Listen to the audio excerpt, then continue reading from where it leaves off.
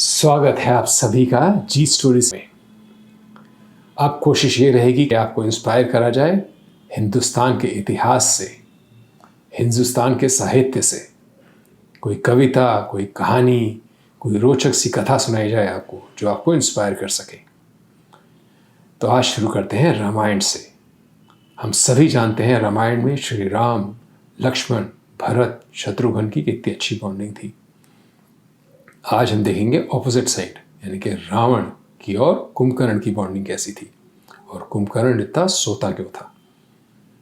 बहुत लोग शायद नहीं जानते कि कुंभकर्ण इतना सोता क्यों था। खाने का तो उसको हमेशा से ही शौक था। जैसे हम सभी जानते हैं, ये तीनों ही यानी कि रावण, कुंभकर्ण और विभीषण महाज्ञानी, महातपस्वी थे। और ये इसलिए थे क्योंकि इनके पिता एक ऋषि थे। इनके पिताजी का नाम था ऋषि पुलस्त्य और इनकी माताजी एक राक्षसी थी जिनका नाम था कैकेयी। तो इसीलिए ये तीनों में भरपूर ज्ञान था और भरपूर तप करते थे। बस फर्क सिर्फ इतना था कि रावण और कुंभकर्ण अपनी माताजी के साथ ज़्यादा रहते थे और विभीषण अपने पिताजी के साथ ज़्यादा टाइम स्पेंड करा करते थे। इसलिए इनकी प्रवृत्ति, इनका नेचर अलग अलग था। विभीषण गॉड फियरिंग थे, जबकि रावण और कुंभकर्ण वे ईगोटिस्ट थे। ईगो बहुत बड़ी थी इन लोगों की। तो एक बार क्या होता है, ये तीनों भाई डिसाइड करते हैं कि हम तीनों लोगों पे, यानी धरती पे, इंद्रलोक यानी स्वर्गलोक पे और पाताल लोक पे, तीनों लोकों पे हम ही राज करेंगे। और इंद्रलोक दिया जाएगा कुंभकर्ण को, क्योंकि कुंभकर्ण को खाने का बहुत शौक था। और इंद्रलोक में एक से एक कुक्स, शेफ्स थे और एक से एक स्वादिष्ट व्यंजन बनते थे। वहाँ पे ऐसी ऐसी चीज़ों बनती थी जो कि धरती और पाताल लोक में थी ही नहीं। ये तीनों बैठे तपस्या में ब्रह्मा जी को प्रसन्न करने के लिए। जैसे ही ये तप में बैठे, ये खबर पहुंची इंद्रलोक में। इंद्रलोक में इंद्रदेव का तो सिंहासन ही हिल गया जैसे उनको ये पता चला। एक तो कुंभकर्ण वैसे ही इतना विशालकाय था कि सभी उससे डरते थे। वहाँ पे नॉर्मल हाइट उस ज़माने में करीब 8 से 10 फुट की होती थी। जैसे एवरेज हाइट आज की तारीख में आप देखते हो अमेरिकन बास्केटबॉल प्लेयर्स की करीब 7.5 फुट की है। वहाँ पे एवरेज हाइट उस ज़माने में 8 से 10 फुट होती थी। और कुंभकर्ण तो और भी विशाल था, वो करीब 12 फुट का आदमी था और खूब तगड़ा था। तो आज के ज़माने के 100-150 लोगों का तो खाना वैसे अकेला ही खा जाता था। तो इंद्रदेव से फिजिकली स्ट्रॉन्ग तो था ही, और अगर तप से प्रसन्न होके ब्रह्मा जी इनको इंद्रलोक भी दे देते, तब तो इंद्रदेव गए थे, स्वर्ग से बाहर हो जाते फिर वो। तो इंद्रदेव पहुंचे माँ सरस्वती के पास और उनसे वंदना की कि कुछ करो माँ, आप ही बचा सकती हो मेरे को इस वक्त। अगर इनको ये वरदान दे दिया ब्रह्मा जी ने तो मेरे को तो स्वर्गलोक छोड़ना पड़ेगा। तो माँ ने कहा, अच्छा मैं देखती हूँ क्या कर सकती हूँ इंद्रदेव। तो ये अपनी तपस्या में, तीनों घोर तपस्या में लगे हुए थे। तो भगवान खुश हुए और इनके सामने प्रकट हुए। जैसे ही प्रकट हुए तो तीनों ने नमन किया और रावण ने कुंभकर्ण को कहा कि मांगो जो तुम्हें मांगना है।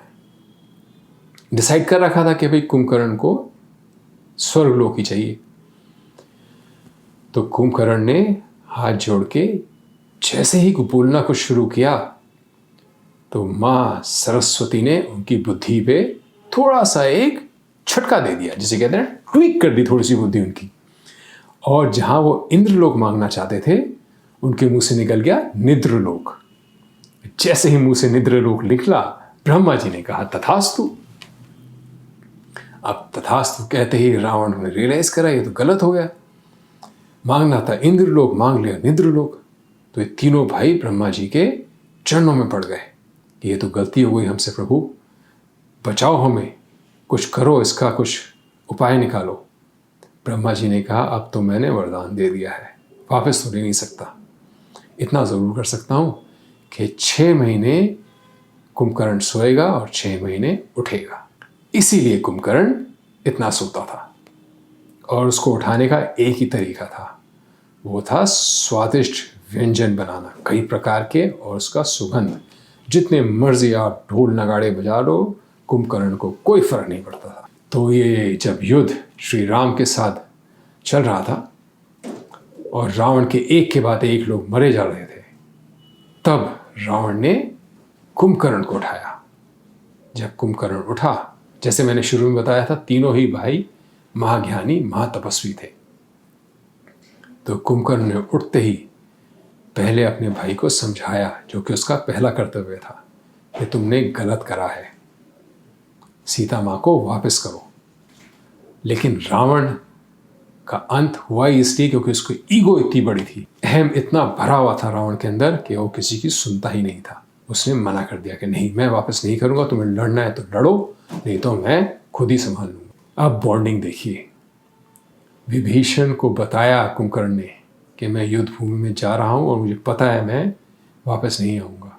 अपने महल में सबको बता के गया कि मैं वापस नहीं आऊंगा, और जैसा उसने कहा था वैसा ही रणभूमि में मोक्ष को प्राप्त करा, भगवान के हाथों ढेर होके। अब इसमें इंस्पायरिंग क्या है? इसमें इंस्पायरिंग ये है कि अगर कोई आपके बुरे समय में आपके साथ खड़ा रहे ना, ये जानते हुए कि आपकी हार निश्चित है, फिर भी आपके साथ खड़ा रहे, उसका कभी साथ मत छोड़ना यार। देखो, अच्छा बुरा समय सबका आता है, लेकिन जब वो बुरा समय लंबा हो जाता है ना, 7 साल 10-10 12-12 साल खिंच जाता है, तब सारी दुनिया साथ छोड़ देती है, आपकी परछाई भी साथ छोड़ देती है। लेकिन उस वक्त अगर एक भी कोई आपके साथ खड़ा रह गया, तो उसके लिए जान दे देना, लेकिन जाने मत देना उसको। बहुत ही बढ़िया कहानी है ना। कल मिलते हैं लीन ऑन मी में। जय हो, जय श्री राम।